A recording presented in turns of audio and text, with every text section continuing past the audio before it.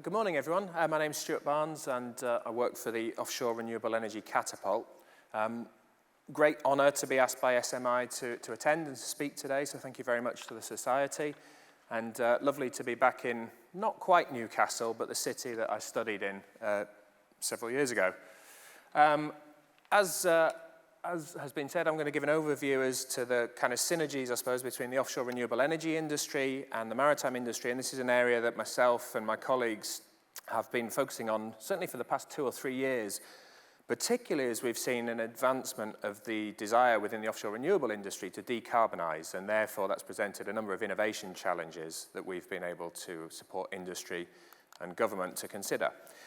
It's a brief overview of what I plan to run through today. I'll introduce the ORE Catapult for those who are perhaps not familiar with the organisation and its aims. I'll talk about the function of maritime in offshore wind, and then the key theme of maritime decarbonisation, and I'll try to do so without stealing too much of my colleague David's content, who's speaking next about some of the project specifics.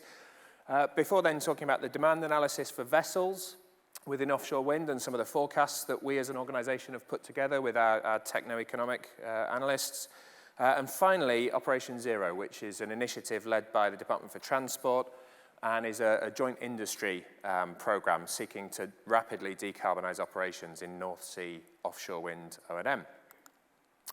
So the ORE Catapult then, some of you will be familiar with the organisation, others perhaps not. Our focus is the offshore renewable energy sector as opposed to maritime, so I'll forgive those who've not come across us before. We are a non-profit UK government-funded technology innovation research centre. We have a major test and validation centre not far from here, in fact, in Blythe, just up the coast from here. Where we have major test facilities, drive tests, blade tests. We've just concluded the test on GE's Haliade X turbine, which will be deployed on the Dogger Bank wind farm, the world's largest offshore wind farm, and indeed the world's largest offshore turbine for the time being. So we've just concluded a 4-year test and R&D program with them of their generator. Likewise, we've tested the 100-metre blade that will be, or 107-metre blade that will be deployed on the Dogger Bank wind farm. So as well as the kind of, if you imagine, the blue-collar testing and validation services that we offer, we also do convening work between innovators, industry and academia to drive accelerated innovation, commercialisation and deployment of technologies. We provide supply chain support, growth, programs, helping both companies within the sector, but also those from out with to be able to sector transfer technology and approaches. We work to support UK export very closely with DIT and UK export finance and the like. And I'm not going to run through these, but here's an overview of our kind of impact for the year. So I suppose 1 or 2 of the headlines there, 237 SMEs supported in year, number of academic collaborations and so on. And really, we do this at a particularly interesting time for offshore wind, both in the UK and beyond. The figures that you see here are the kind of forecast growth rates out to 2050, just for UK, and they have us at somewhere around 70 gigawatts. I and many others think actually we may go well higher than that, and that's from a base of around 10, 11, 12 gigawatts today. So clearly huge growth, and with it, huge potential for the maritime industry, which I'll come on to speak about. So maritime in offshore wind then, and apologies, many of you will have active roles within offshore wind, others perhaps not, so I'll just give a very brief overview. This visual is designed to show the various life cycle stages within an operational asset, offshore wind, right through from asset development to decommissioning and everything in between. And I guess the key message here is, we could not do this without the maritime industry. It's essential. It's the backbone, really, of everything that happens in offshore wind, whether it's geophys and survey vessels, heavy lift installation, operations vessels, whether it's crew transfer, service operations vessels, and then decommissioning. And here are a couple of extracts from a report that we prepared jointly with the Crown Estate, again, just showing visually some of those different vessel categories in use. Of course, I should say, whilst the focus of my presentation today is very much on the service vessels, there is also huge opportunity in fabrication, and you think of, the foundations that will be needed, are needed today and will be needed increasingly, particularly as we go further offshore and we move into innovative floating offshore wind. Moorings, fabrication of jackets and so on are going to be an increasing growth sector.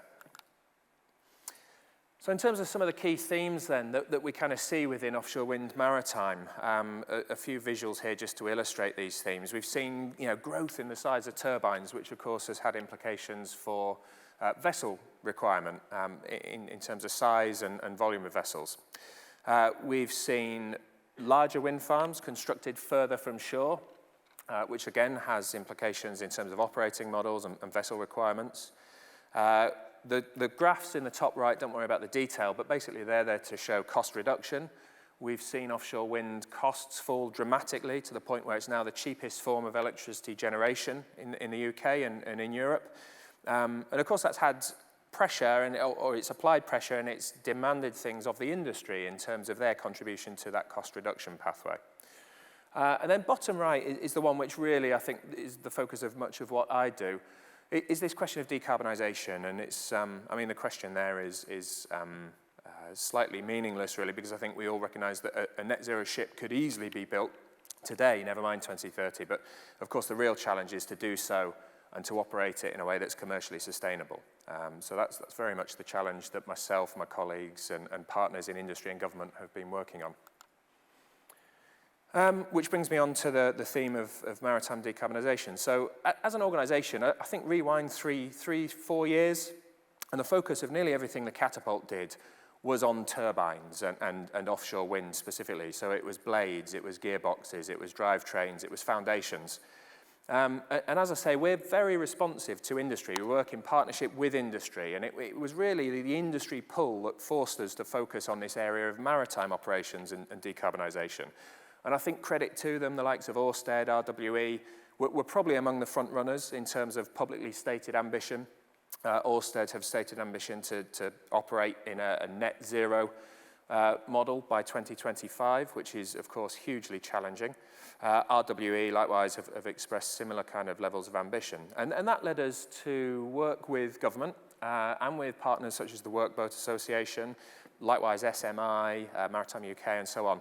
And in 2019, DFT commissioned us to undertake a piece of work to produce a roadmap outlining the ways in which the North Sea offshore wind industry could transition to decarbonise its maritime operations.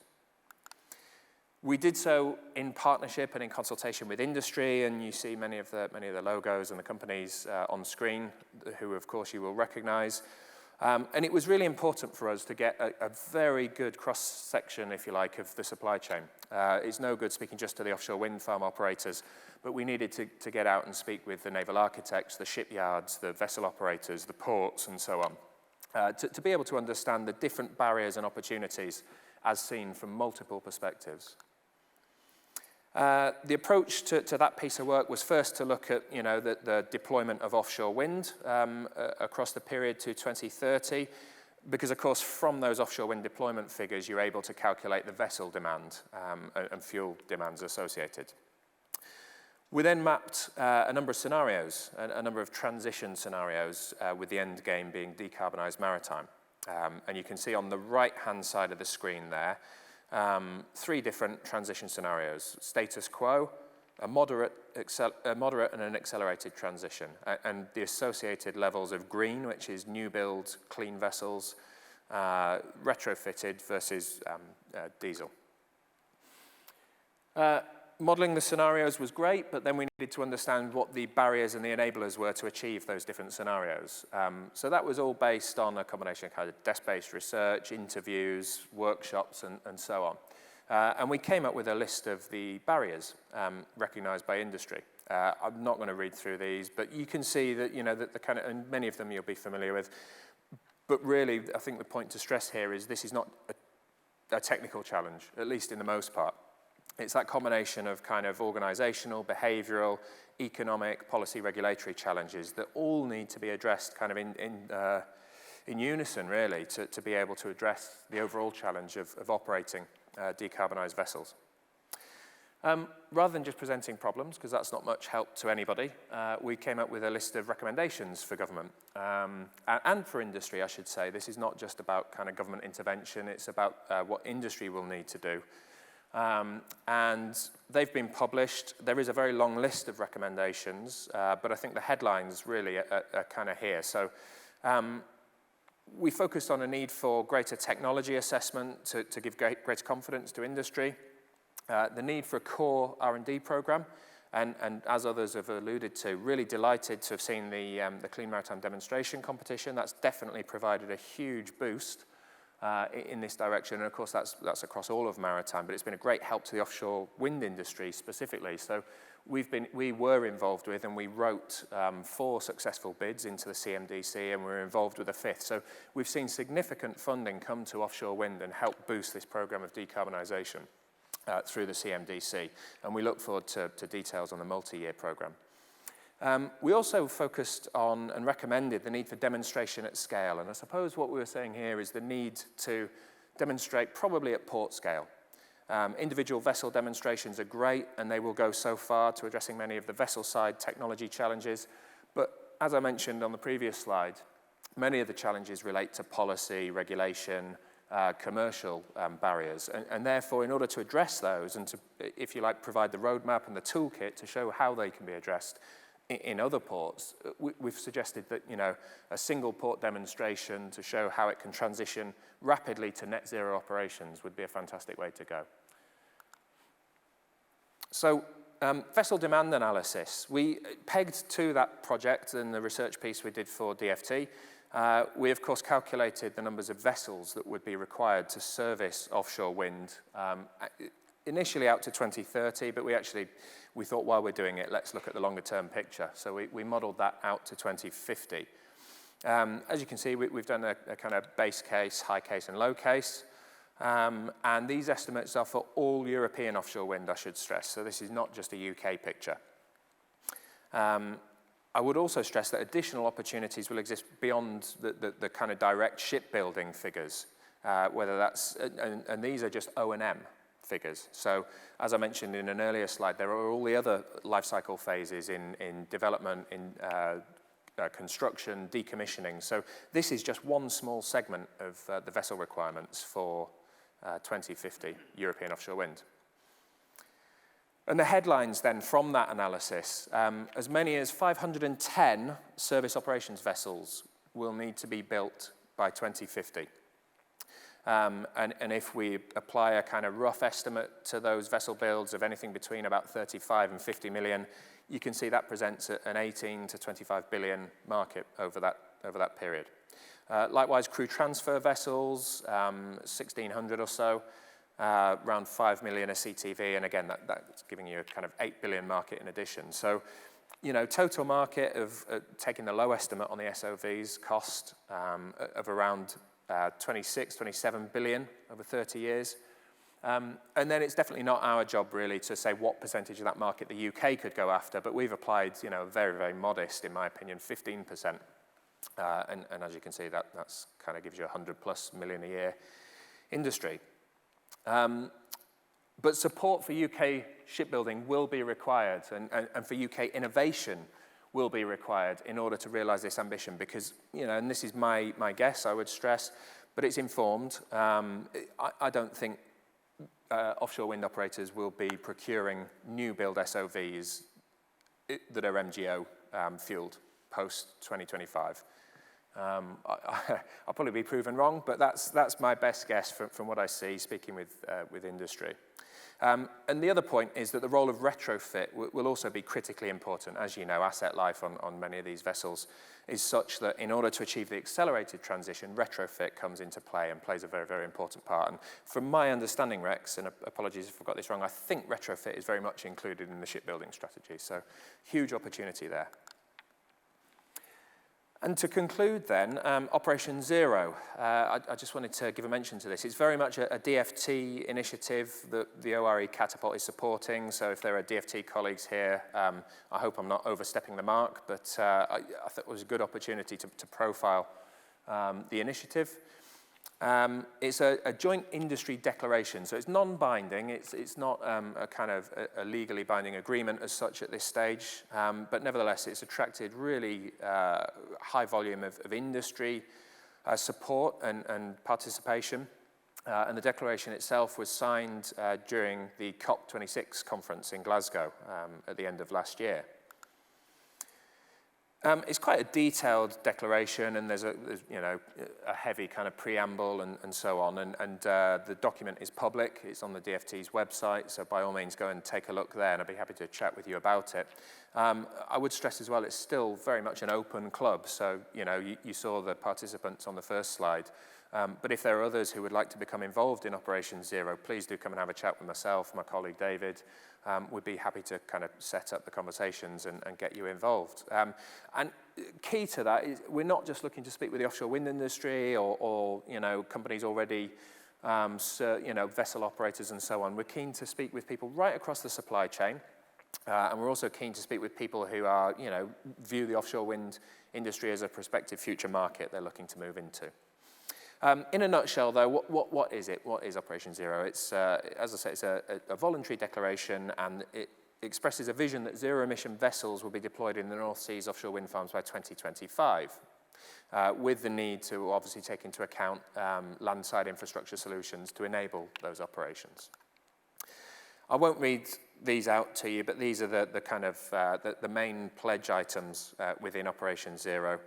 And as you can see, they're around kind of developing that horizontal and vertical integration in terms of information sharing, collaborative innovation, joint partnership working between government, regulators and industry to ensure that, you know, we can address those multiple barriers which I identified in the research we'd done. In summary then, European offshore wind growth, we're going to be moving from a market of around 25 gigawatts of capacity today to around 400 gigawatts by 2050. So anybody who thinks this is a market that has matured and there's, you know, room for growth is not there, you know, that really puts it quite starkly into perspective, I think. And who knows what current kind of geopolitical events in Ukraine and Russia, what bearing they will have on these figures. It's certainly not beyond the realms of possibility that we'll see dramatic increases in these deployment targets. Not just as a means to decarbonize grid, but also to produce hydrogen, ammonia, e-fuels, and displace current dependence on imported Russian gas and oil. Huge vessel demand associated to that offshore wind deployment.